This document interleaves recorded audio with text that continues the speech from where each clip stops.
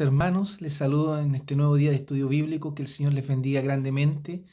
Contentos porque el Señor nos da un día más de vida y nos permite disfrutar de sus beneficios. La verdad que repasando el estudio que hemos venido realizando de la carta a los Efesios, nos podemos dar cuenta de cómo el Señor ha sido bondadoso con nosotros, permitiéndonos disfrutar de su gracia, de su elección, de su gran bondad y misericordia. Por eso hoy les invito cariñosamente a mirar la palabra del Señor como un elemento maravilloso de parte de Dios para edificarnos, para movernos a la santidad y darnos la oportunidad de ser parte de esta iglesia, la iglesia de Cristo, comprada con su sangre preciosa. Así que disfrutemos de lo que el Señor nos da cada día a través de su palabra, a través de estos medios que nos permiten edificación, conocerle y también aprender a predicar su palabra. Que el Señor nos bendiga en este día. Quiero compartir con ustedes en este estudio número 9 de la carta a los Efesios. Vamos en el capítulo número 2. Voy a leer de este mismo capítulo de Efesios el versículo número... Voy a leer en realidad del 8 al 14, ya para que tengamos una visión general. Porque por gracia sois salvos por la fe, y esto no de vosotros, pues es don de Dios, no por obras, para que nadie se gloríe, porque somos hechura suya, criados en Cristo Jesús para buenas obras, las cuales Dios preparó para que anduviésemos en ellas. Por tanto, acordaos que en otro tiempo, vosotros los gentiles en la carne, que erais llamados incircuncisión, por la que se llama circuncisión, hecha con mano en la carne, que en aquel tiempo estabais sin Cristo, alejados de la república de Israel y extranjeros a los pactos de la promesa, sin esperanza y sin Dios en el mundo. Mas ahora en Cristo Jesús, vosotros que en otro tiempo estabais lejos, habéis sido hechos cercanos por la sangre de Cristo, porque Él es nuestra paz, que de ambos hizo uno, derribando la pared intermedia de separación. Que el Señor nos bendiga a través de su palabra maravillosa. Oremos. Padre nuestro que está en los cielos, gracias Señor, porque nos permite en esta hora meditar en su palabra. Nos permite, Señor, conocer su voluntad. Nos permite conocer, Señor, el plan que usted ha tenido para su iglesia, para los cristianos, para los creyentes en Jesucristo, rogando que su mano de amor perdone cada uno de nuestros pecados y nos purifique, Señor, para ser dignos de este tan alto privilegio. Bendiga la iglesia, Señor, para que también pueda fortalecerse de día en día a cada uno de mis hermanos, para que puedan con amor, con preocupación y temblor, procurar su santidad, procurar buscar, Señor, agradarle en todo momento. Permítase, Padre Celestial, que nuestro testimonio sea fiel y que podamos dar a conocer este evangelio de amor y de salvación. Lo rogamos en Jesucristo, su Hijo, nuestro amado y único, suficiente Salvador. Amén.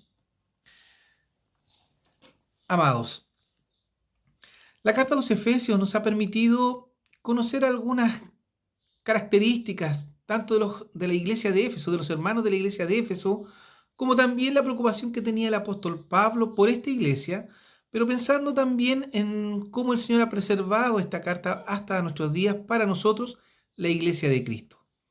Tenemos que meditar en cómo el Señor nos eligió desde antes de la fundación del mundo.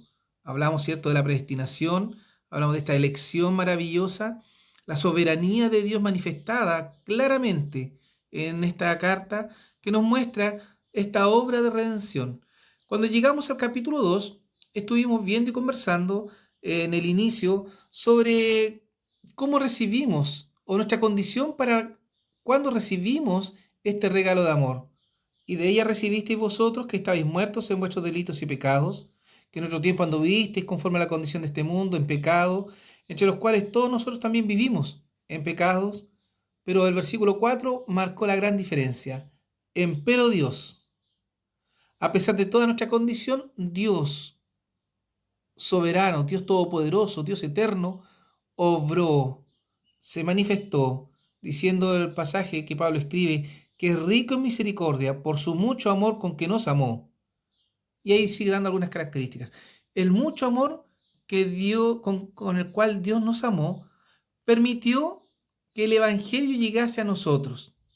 Estaba en el plan, no es casualidad, aunque de repente creamos que tenemos algún mérito, alguna cualidad en la cual podamos nosotros disfrutar o pensar que por ella Dios nos escogió, es un error. Dios nos escogió desde antes, a pesar de nuestra condición y a pesar de saber que íbamos a pecar. Ahí se demuestra el amor de Dios. Hoy, a través de este pasaje de Efesios, quisiera hablar sobre la unidad de la iglesia. Vamos a tomarnos un tiempo para meditar en esto. La importancia de la unidad de la iglesia o cómo Dios unió a la iglesia a través de este plan maravilloso.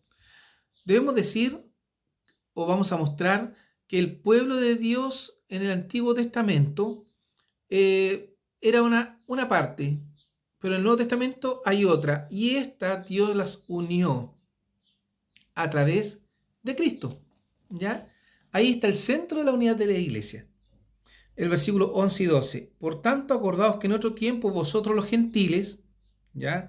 Los que no son judíos, en la carne, que erais llamados incircuncisión, por la que se llama circuncisión, hecha con mano en la carne, que en aquel tiempo estabais sin Cristo, alejados de la República de Israel y extranjeros a los pactos de la promesa, sin esperanza y sin Dios en el mundo.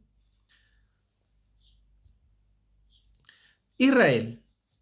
Debemos decir que en medio de una humanidad dividida, aproximadamente 1800 años antes de Cristo, Dios escogió a un caldeo llamado Abraham, cuyo nombre cambió por Abraham, padre de multitudes, para formar con sus descendientes el pueblo de Dios. Recordando un poco, Dios escoge a Abraham y lo saca desde Ur de los Caldeos, junto a un grupo de familias, se van a Harán, y en Harán ya se separa Abraham de toda su parentela y se dirige a Canaán, la tierra prometida.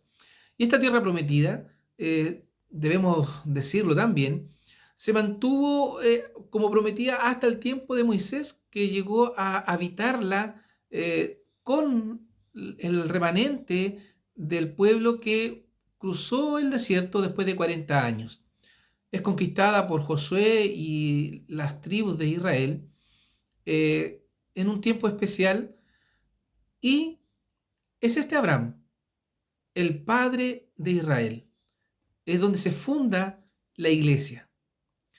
He querido iniciar desde aquí para que podamos comprender algunas situaciones que sucedieron después y por qué también es este Israel o el pueblo judío el pueblo escogido. Es por la soberanía de Dios. Siempre vamos a entender que la soberanía de Dios se manifiesta en cada una de las acciones y decisiones que se producen en su palabra, ¿ya? Entonces decimos que en medio de esta humanidad dividida, alrededor de 1800 años de Cristo, Dios escogió a este caldeo llamado Abraham, ¿ya? Y es aquí donde se funda o se forma este pueblo especial. A través de los descendientes de Abraham, el propósito de Dios era bendecir a todas las familias de la tierra. Ese era el propósito. Lo tenemos en Génesis 12, 1 al 3. Empero Jehová había dicho a Abraham: vete de tu tierra y de tu parentela y de la casa de tu padre, a la tierra que te mostraré, y haré de ti una nación grande, y bendecirte he, y engrandeceré tu nombre, y serás bendición, y bendeciré a los que te bendijeren, y a los que te maldijeren maldeciré, y serán benditas en ti todas las familias de la tierra. Ya en este tiempo, Dios estaba manifestando que Él iba a bendecir a todo el mundo, a todas las familias de la tierra. Aunque podríamos reducirlo en el tiempo que les hablaba a Abraham, y Abraham tenía su visión un poco más sesgada, porque para él o todas las familias de la tierra, o los habitantes de la tierra que en aquel momento estaban, se reducía al entorno.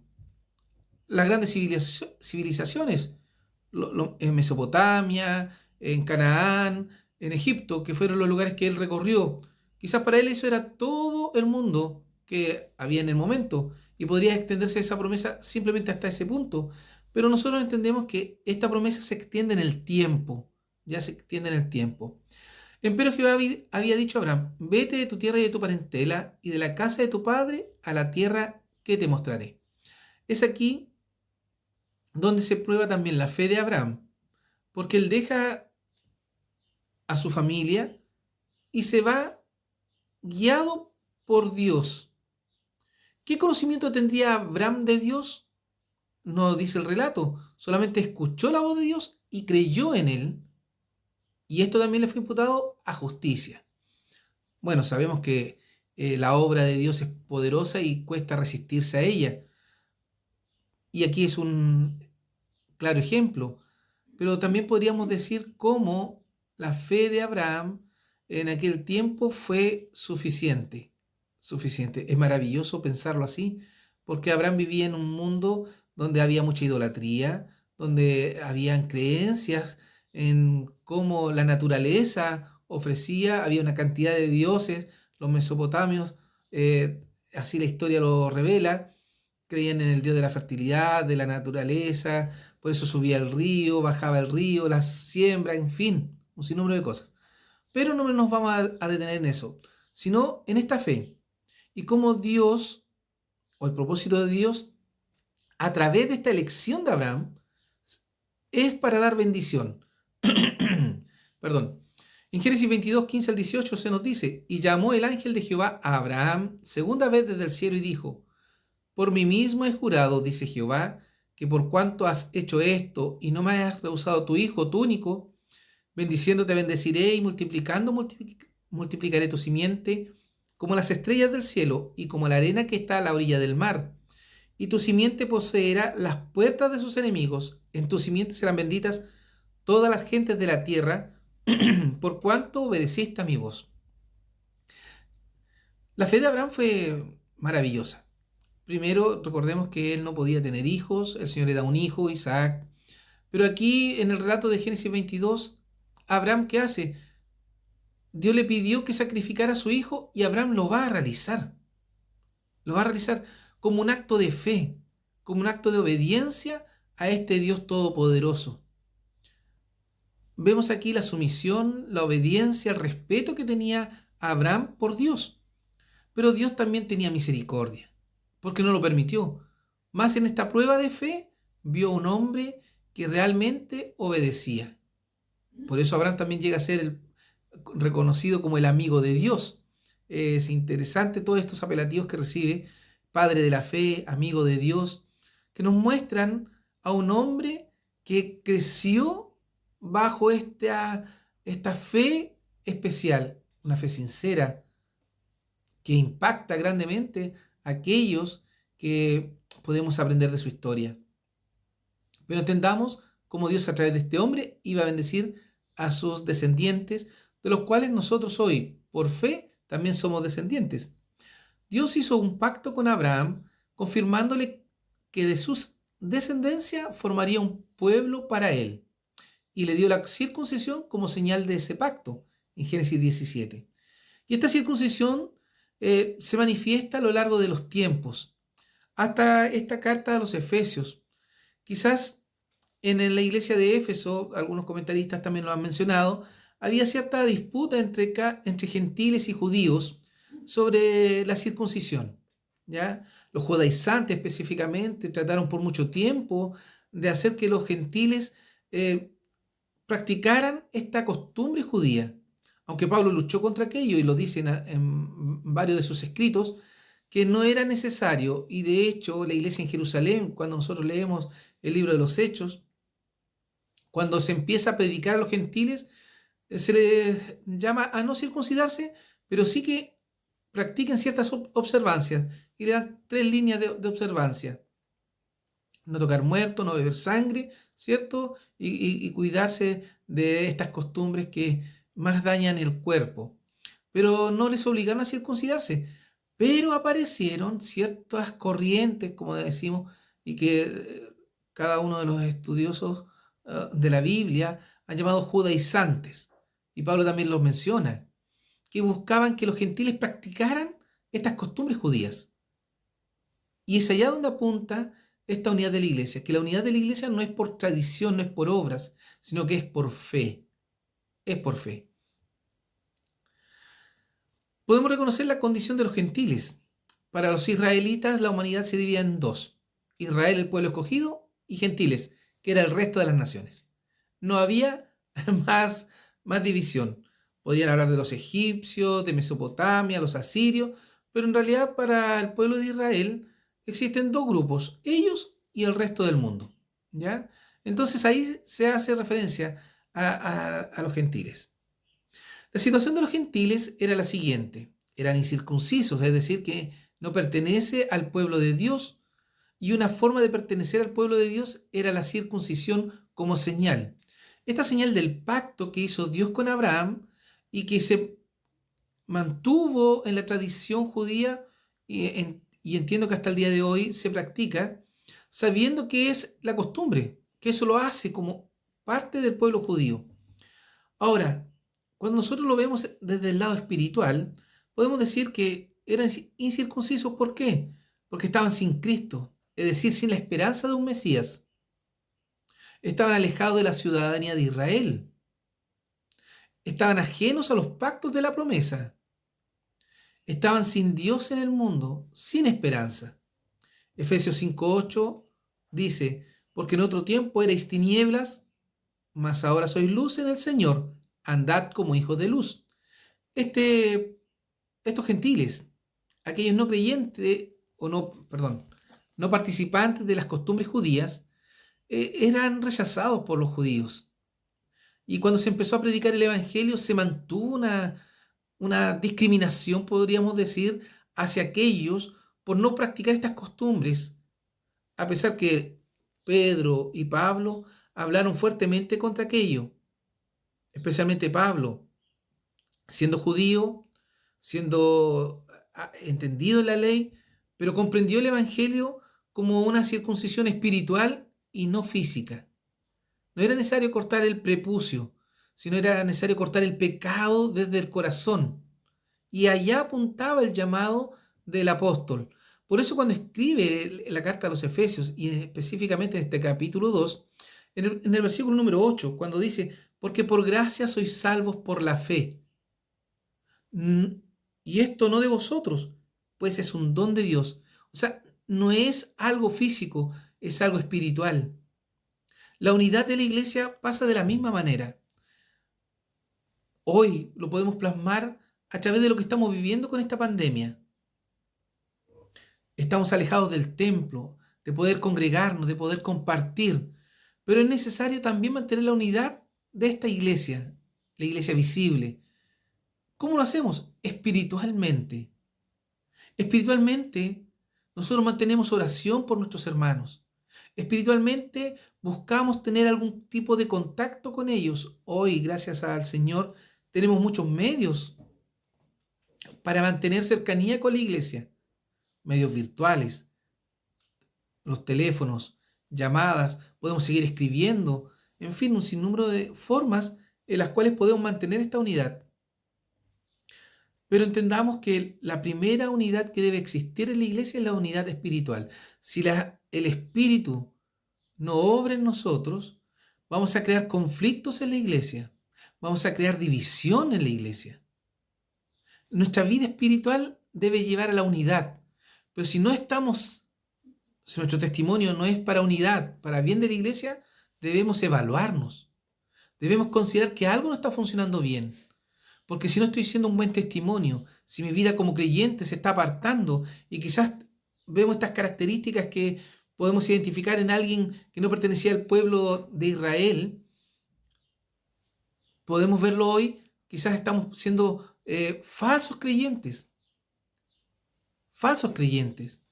Es importante reconocer esta situación de los gentiles en aquel tiempo, antes de la venida de Jesús, estamos hablando.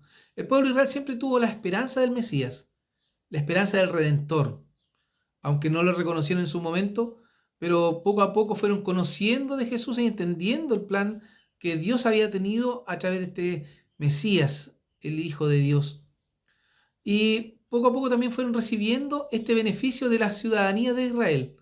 Aunque no llegaron a ser israelitas, recibieron el beneficio, que era Cristo.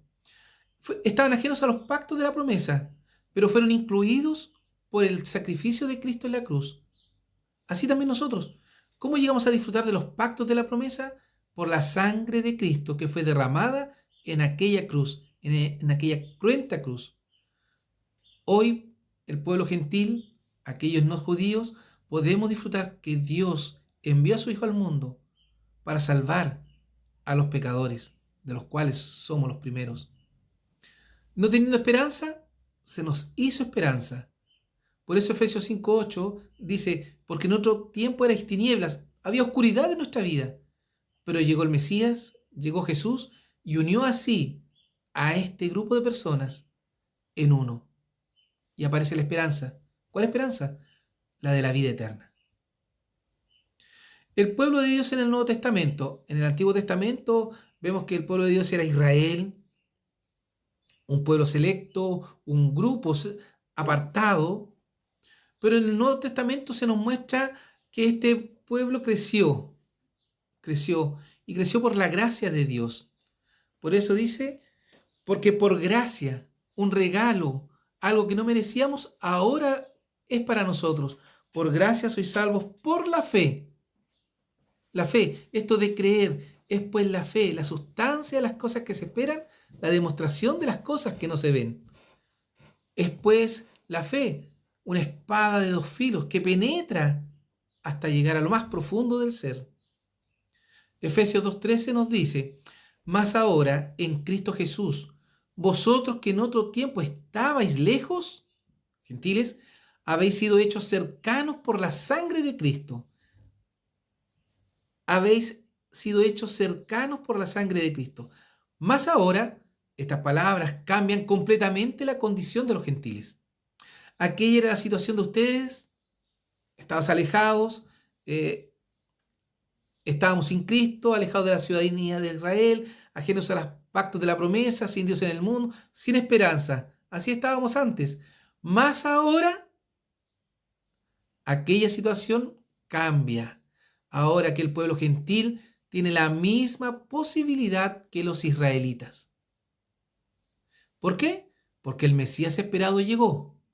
Vosotros que en otro tiempo estabais lejos, habéis sido hechos cercanos. Aleluya. Gloria a Dios por su gran amor. Como dice Juan 3:16, porque de tal manera amó Dios al mundo que ha dado su Hijo unigénito para que todo aquel que en él cree no se pierda, mas tenga vida eterna. Aquellos elegidos de Dios iban a poder alcanzar la salvación en Cristo por su elección, por su sacrificio, por su gran amor. Dios estaba uniendo así, de esta manera, a su iglesia, a sus escogidos. Efesios 2:8-9, como lo decía, porque por gracia sois salvos por la fe, y esto no de vosotros, pues es don de Dios. Pero el versículo 9, no por obras para que nadie se gloríe, no por circuncisión, para decir que yo lo hice, es físico, es mío, no, sino que solamente por fe. Nada de obras, nada de trabajo. Podemos llegar a la salvación, podemos llegar a ser parte de este pueblo escogido de Dios simplemente por la obra del Espíritu Santo en nuestros corazones. Hechos 2:39. Porque para vosotros es la promesa y para vuestros hijos y para todos los que están lejos, para cuantos el Señor nuestro Dios llamare. Es así. Para cuantos el Señor nuestro Dios llamare. Porque el Señor llama a sus hijos. Y los hijos no se pueden resistir a este llamado.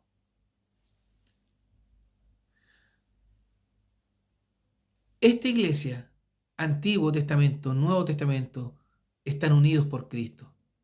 Gálatas 3, 26 al 29. Porque todos sois hijos de Dios por la fe en Cristo Jesús. Porque todos los que habéis sido bautizados en Cristo, de Cristo estáis vestidos. No hay judío ni griego, no hay siervo ni libre, no hay varón ni hembra, porque todos vosotros sois uno en Cristo Jesús, y si vosotros sois de Cristo, ciertamente la simiente de Abraham sois, y conforme a la promesa, los herederos. ¿Se dan cuenta aquí? Este pasaje es maravilloso porque estábamos alejados, pero Dios nos incorporó a estas promesas. Como dice el versículo 1 de Efesios 1, Pablo, apóstol de Jesucristo, por la voluntad de Dios, a los santos y fieles en Cristo Jesús que están en Éfeso. A los santos, a los que fueron apartados, aquellos que se cortaron de la línea de pecado para ser parte de esta iglesia. Santos y fieles en Cristo Jesús. Cristo vino a unir a su iglesia. Cristo es el centro de la iglesia. Hechos 4:32. Y la multitud de los que habían creído era de un corazón y un alma, y ninguno decía ser suyo algo de lo que poseía, mas todas las cosas les eran comunes. La multitud de los que habían creído era de un corazón y un alma. ¿Se vivirá así hoy la vida cristiana? ¿Llegamos a plasmar en nuestro cotidiano servicio a Dios este tipo de unidad? ¿La iglesia actual será de un solo corazón y un alma? El amor al prójimo, la preocupación por la iglesia, un deber de cada creyente. Efesios 4:3 dice, solícitos a guardar la unidad del Espíritu en el vínculo de la paz. Y aquí puede haber un ejemplo gráfico. Somos participantes, mantenemos esta misma fe si procuramos la paz, este vínculo de amor y perfección dentro de la iglesia de Cristo.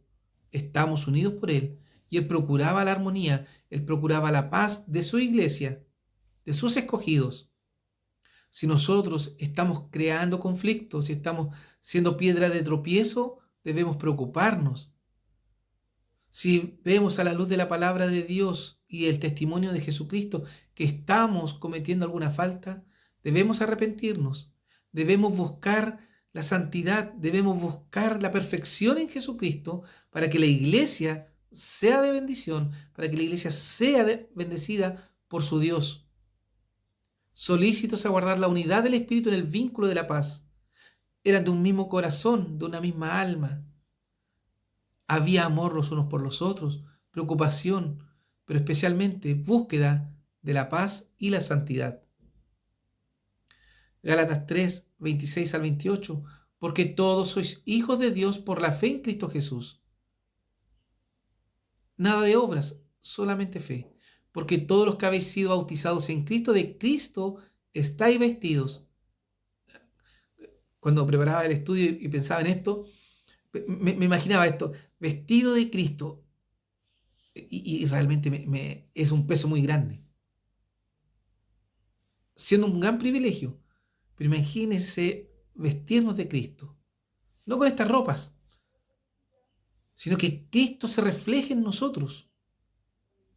No hay judío ni griego, no hay diferencias, no hay siervo ni libre, no hay varón ni hembra, porque todos vosotros sois uno en Cristo Jesús. Muchas veces la iglesia en la iglesia se producen diferencias, problemas, divisiones por esta falta de espiritualidad, esta falta de amor, esta falta de tener a Cristo en la vida. Y creemos ser dueños de la verdad o ser dueños de la iglesia. Un gran error. Queridos hermanos, la iglesia es de Cristo. Y siendo de Cristo, debo yo procurar la unidad. No que mi opinión prevalezca sobre el otro hermano. Por el contrario, debo amarle, pero debo amar a todos mis hermanos. Y lamentablemente en muchas ocasiones se produce esta desvaloración de algunos. A lo mejor por su humildad, por su tipo de trabajo, por el sector donde vive, en fin. Y se crean estas diferencias. Debemos tener cuidado con aquello, porque el Señor no hace acepción de personas, menos nosotros. Si yo saludo de mano y abrazo a un hermano, al otro de la misma manera. Si me preocupo de uno, debo preocuparme del otro, con el mismo amor, la misma dedicación. Gálatas 6:15, porque en Cristo Jesús ni la circuncisión vale nada, lo que hacen los judíos, ni la incircuncisión, los gentiles, sino la nueva criatura. En Cristo Jesús lo único que vale es la fe en Cristo. Es la obra de Cristo en el creyente. Eso es lo que vale, esta nueva criatura. Efesios 3:6, que los gentiles sean juntamente herederos e incorporados y consortes de su promesa en Cristo por el Evangelio. Este es más claro, que los gentiles, los no judíos, sean juntamente herederos e incorporados a estas promesas del pacto. El Nuevo Testamento nos revela claramente que ahora el pueblo de Dios es uno solo y está compuesto por todos aquellos que han nacido de nuevo, provenientes de todas las nacionalidades, sean gentiles o judíos. Ese es el maravilloso regalo de Dios, la unidad de la iglesia a través de Cristo Jesús. Y ese pueblo de Dios en el Nuevo Testamento se denomina iglesia, la eclesía, ¿ya? Donde están aquellos creyentes salvados, regenerados por la sangre preciosa de Cristo. Si tú aún no eres parte de este pueblo escogido, busca a Cristo como Señor y Salvador, porque por gracia sois salvos por la fe, y esto no de vosotros, pues es un regalo de Dios, no por obras para que nadie se gloríe. Pero nosotros, los creyentes en Jesucristo, procuremos la unidad de la congregación, de esta iglesia maravillosa, rescatada por la sangre de Cristo. Amemos a nuestros hermanos, mantengamos la paz, la unidad en perfección a través de este sacrificio de Cristo, y seamos nosotros promotores de esta unidad, de este amor, y esto se refleje a aquellos que nos ven desde afuera y muchas veces critican a la iglesia por falta de amor, por falta de unidad. Que no sea nuestra causa, sino nuestro testimonio sea fiel a aquel que dio su vida por amor a nosotros.